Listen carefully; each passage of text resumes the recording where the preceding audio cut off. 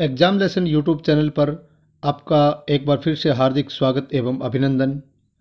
आज का जो हमारा वीडियो है इसमें हम कक्षा 7 विषय संस्कृत के तीसरे पाठ स्वावलंबनम का अध्ययन करेंगे। देखिए, स्वावलंबनम का अर्थ क्या होता है? आत्मनिर्भरता।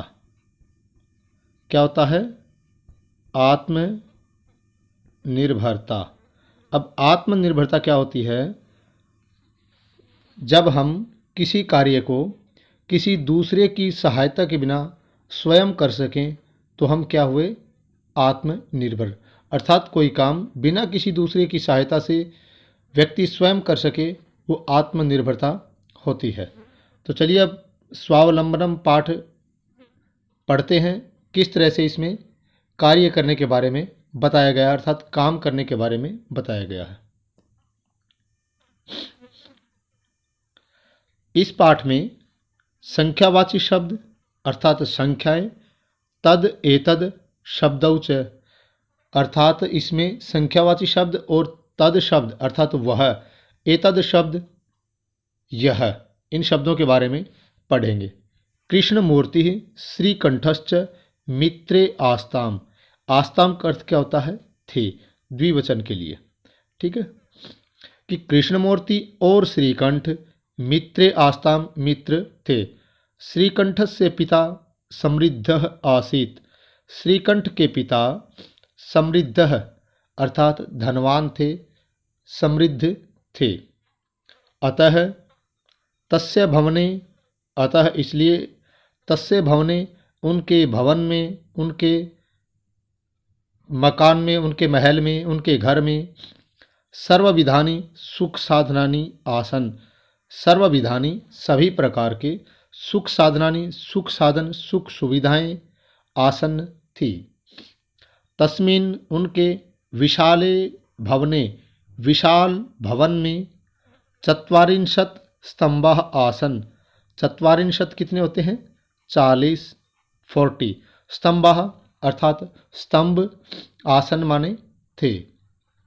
तस्य अष्टादश प्रकोष्ठेषु 50 गवाक्षाः।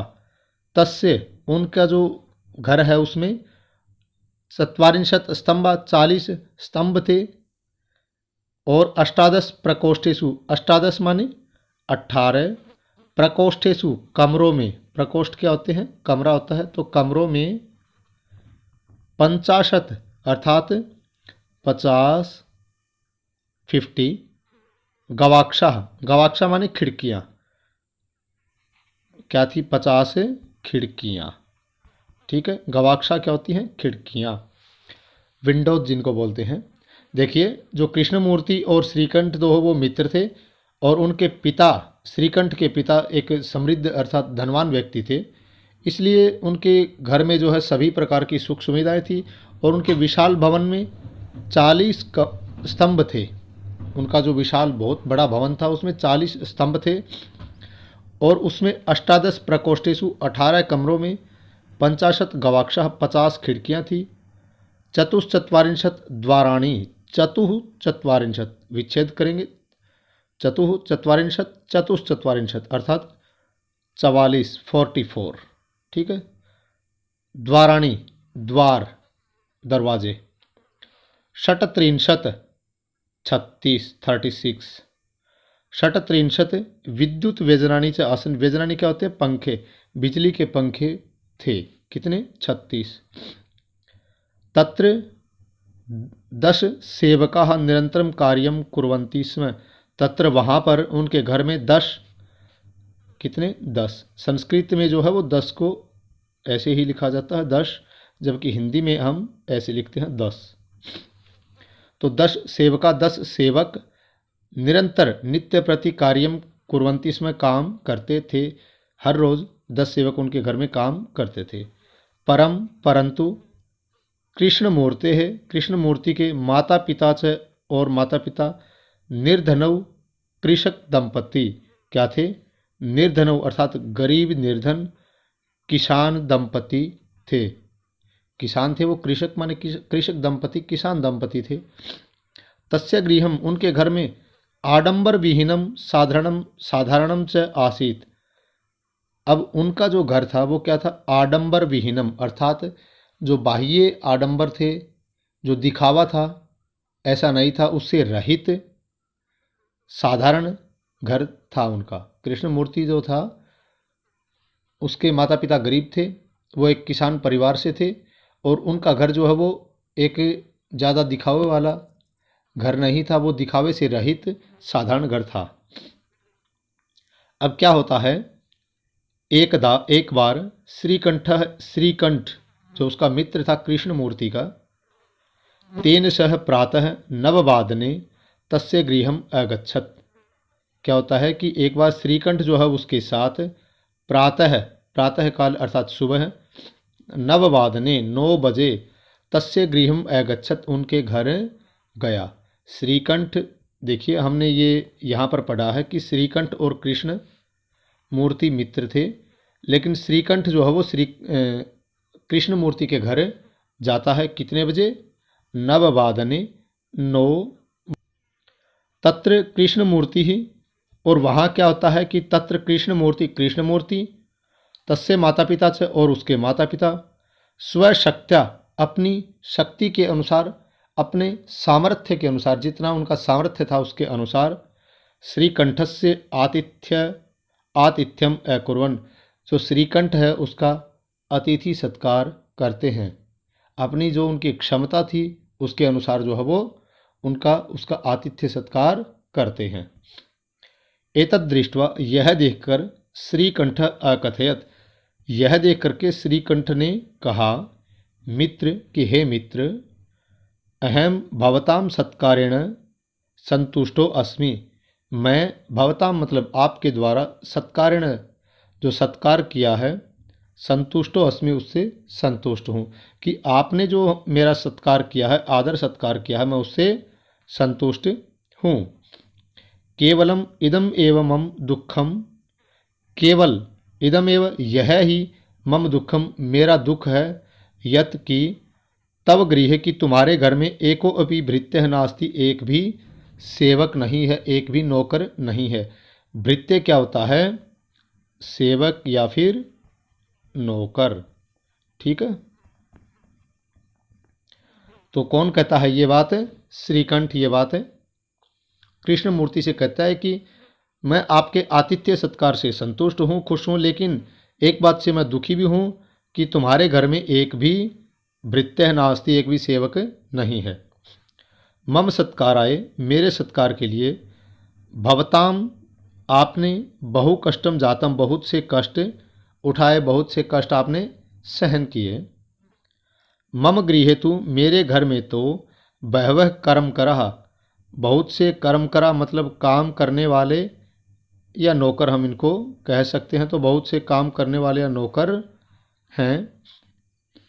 तदा तब कृष्ण मूर्ति अवदत, कृष्ण मूर्ति बोला मित्र के हे मित्र, ममापि मेरे भी अष्टौ कर्मकराः सन्ति, 8 सेवक हैं, 8 नौकर हैं। कृष्ण मूर्ति बोलता है कि मेरे भी 8 नौकर हैं, और वे क्या हैं? तेच, और वे द्वौ पादौ, 2 पांव, द्वौ हस्तौ, 2 हाथ, द्वौ नेत्रे, और 2 आँखें, आगे द्वौ श्रोत्रे च, और 2 कान। श्रीकंठ से कृष्ण मूर्ति कहता है कि मेरे भी 8 नौकर हैं। क्या क्या बता दिए? 2 पाँव हैं, 2 हाथ हैं, 2 आँखें हैं, और 2 श्रोत्रम अर्थात 2 कान हैं। एते प्रतिक्षणम मम सहायकः, एते ये सब, प्रतिक्षणम मतलब प्रत्येक क्षण, मम सहायकः मेरे सहायक हैं, अर्थात हमेशा मेरे साथ हैं। किंतु अर्थात परंतु, तव भृत्यः तुम्हारे सेवक अर्थात तुम्हारे नौकर, सदैव हमेशा, सर्वत्र च और सब जगह, उपस्थिताः भवितुम न शक्नुवन्ति उपस्थित नहीं हो सकती हैं। क्या बता रहा है कि ये जो मेरे जो 8 कर्मकरा हैं अर्थात 8 मेरे सेवक हैं, ये हमेशा मेरे साथ रहते हैं, लेकिन आपके जो सेवक हैं वो हमेशा सब जगह पर उपस्थिता भवितुम उपस्थित होने में न शक्नुवंती उपस्थित नहीं हो सकते हैं। ठीक है, समर्थ नहीं है वो उपस्थित होने में। त्वं तु स्वकार्याय भृत्याधीनः, त्वं तु आप तो, तुम तो स्वकार्याय अपने कार्य के लिए भृत्याधीनः अर्थात सेवकों के अधीन हो। क्या कह रहा है कि आप तो अपने कार्यों के लिए अपने आपके जो सेवक हैं, जो नौकर हैं, उनके अधीन हो, अर्थात तुम्हारा काम तो वही कर सकते हैं। यदा यदा जब जब ते अनुपस्थिता, वे अनुपस्थित होते हैं, वे आपके घर पर नहीं होते हैं। तदा तदा तब तब त्वम कष्टम अनुभवसी, तब तब तुम कष्टम अनुभवसी, तुम कष्ट का अनुभव करते हो, अर्थात तुम्हें दिक्कत होती है। जब तुम्हारे सेवक तुम्हारे घर पर नहीं होते हैं तो तुम्हें बहुत कठिनाई होती है। स्वावलंबने तु सर्वदा सुखमेव, स्वावलंबने आत्मनिर्भरता जो होती है उसमें तो सर्वदा सुखमेव हमेशा जो है वो सुख ही सुख है। न कदापि कष्टम भवति, न अर्थात नहीं होता, कदापि कभी भी कष्टम भवति कष्ट नहीं होता। अर्थात जो स्वावलंबन है, अपना कार्य स्वयं करने की जो क्षमता है, उसमें तो हमेशा क्या होता है, सर्वदा सुखमेव, हमेशा सुख ही सुख होता है। न कदापि कष्टम भवति, हमें कभी भी कष्ट नहीं होता। श्रीकंठ अवदत्, श्रीकंठ बोला, मित्र कि हे मित्र, तव वचनानि श्रुत्वा कि आपके वचन सुन करके, मम मनसी मेरा मन महती प्रसन्नता जाता, बहुत प्रसन्न हुआ। महती प्रसन्नता जाता, बहुत प्रसन्न हुआ। अधुना अब अहम अपि स्वकार्याणि, मैं भी अपना कार्य, अहम अपि मैं भी स्वकार्याणि अपना कार्य स्वयमेव कर्तुम इच्छामि, स्वयं करने की इच्छा रखता हूँ, स्वयं अपनी इच्छा से करूँगा। तो यही क्या होता है, स्वावलंबन होता है। अपना कार्य स्वयं करना क्या होता है, स्वावलंबन होता है, आत्मनिर्भरता होती है। भवतु अच्छा, सार्ध द्वादशवादनम इदम सांप्रतम गृहम चलामि। देखिए अच्छा, सार्ध द्वादश अर्थात 12:30, हम बोलते हैं ना जब 12:30 हो जाती हैं तो उसको क्या बोलते हैं, 12:30। तो इस तरह से कह रहा है कि सार्ध द्वादश वादनम इदम, यह 12:30 बजे का समय हो गया है, 12:30 बज गए हैं। सांप्रतम अब, गृहम चलामी अब घर चलता हूँ। देखिए नववादने अर्थात 9 बजे वो आए थे और अब बता रहे हैं समय सार्ध द्वादश वादनम अर्थात 12:30 बज गए हैं, अब मैं घर चलता हूँ।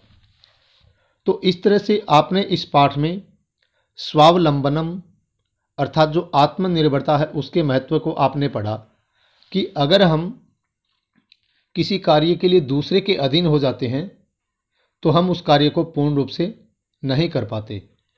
इसीलिए अपना कार्य हमें स्वयं करने की आदत डालनी चाहिए। ये क्या हो गया, स्वावलंबन हो गया, आत्मनिर्भरता हो गई। तो ये आज का अपना पाठ यहीं पर समाप्त होता है। और आप पाठ में आए कठिन जो शब्दार्थ हैं उनको भी याद करें।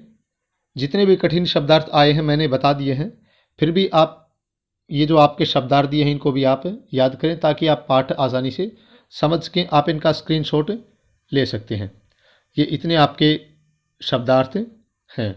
तो आज के पाठ में इतना ही, मिलते हैं एक अगले वीडियो में, तब तक के लिए आप सभी का धन्यवाद।